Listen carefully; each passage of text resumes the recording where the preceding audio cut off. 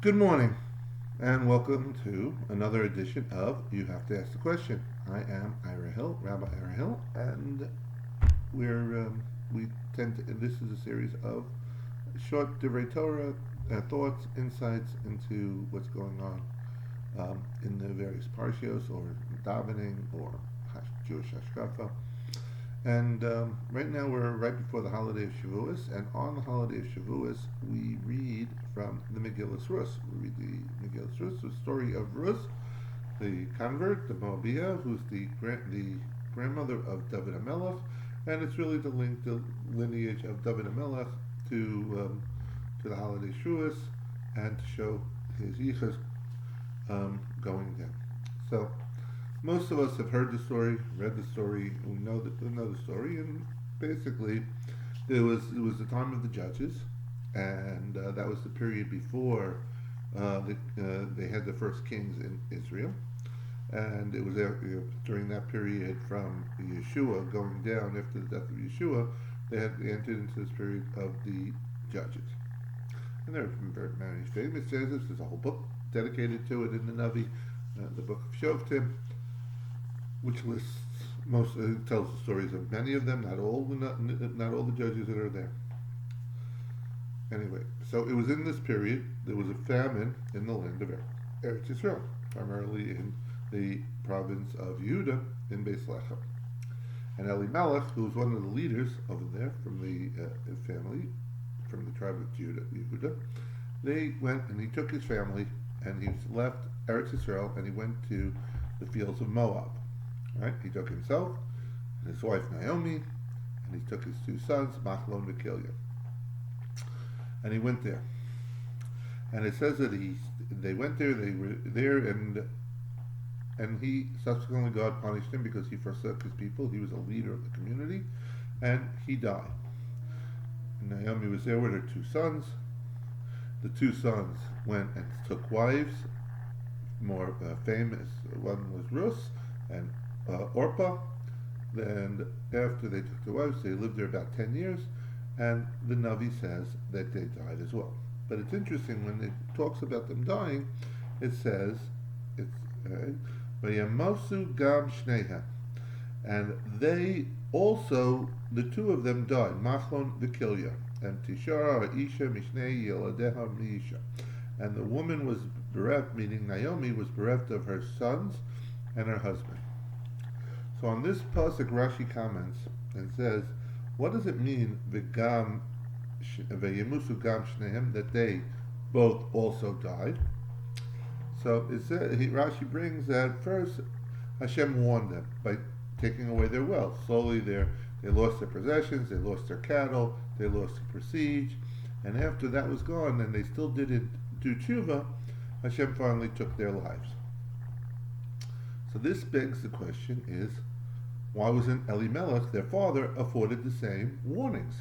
The two sons, it says that Hashem took away their possessions as a way for them to do tshuva, and then subsequently they didn't do tshuva, and Hashem then took their lives in order for them to try to attain kapara.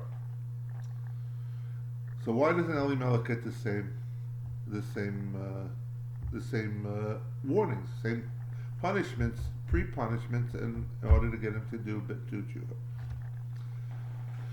So it's possible to say is that the reason, if you look at the reason why Elimelech, who was the leader of the family, left Eretz Yisrael during the time of famine, and went to the fields of Moab, which would be tantamount of, like today, somebody leaving Eretz Yisrael because of the dangerous situation and moving into the country of Jordan, which is actually geographically around the same area, and somebody setting up and saying, "Oh, it's not so safe in Israel, I want to go there."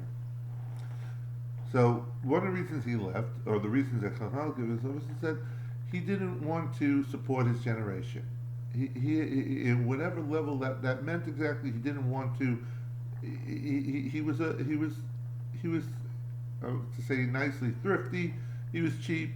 He had a soros ayin. He was somebody who was worried about his money, his wealth, his status, and he didn't want, because in time of famine, there'll be more people who need his help, money, coming and asking him for help for tzedakah because prices of food go up, etc., things like that.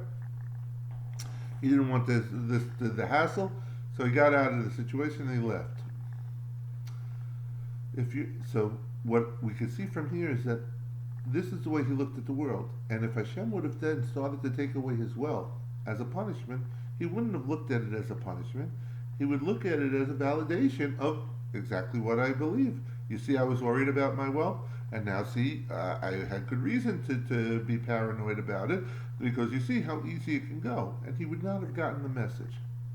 He wouldn't have gotten the message, so therefore, if he wouldn't have gotten the message, Hashem doesn't use that sort of punishment in order to create that message. So we see something very interesting from here. We see the fact that if a person is not going to get the message, that's not the way Hashem is going to deal with them.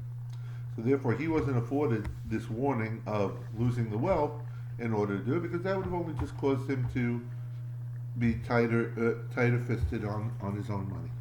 However, Machal Akilya, the reason why they were say Moab was for different reasons necessarily. They followed their father. When his father died, they didn't now move back.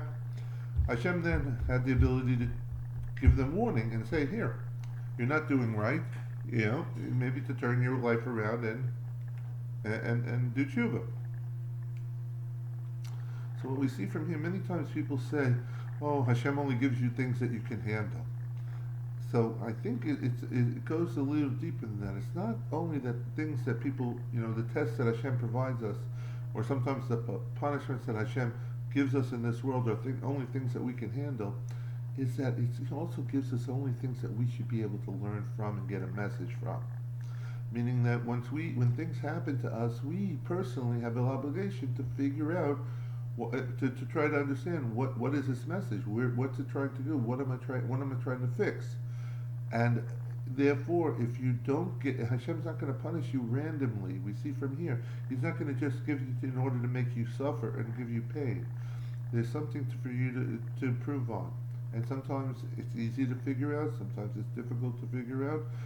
We should only hope that when Hashem does give us these warnings, we pay attention to them, that we're able to see which areas of our lives that we need to improve upon, which areas that we need to rededicate ourselves, and we should be zocha to do tshuva, and we should bring the reveal, and we should be paying attention to the messages that Hashem gives us, because we see He didn't give Elimelech a message that he couldn't understand. He gave Machlon and Kilyon messages that they should understand in order to do tshuva. I want to wish everybody a wonderful week, and see you next time.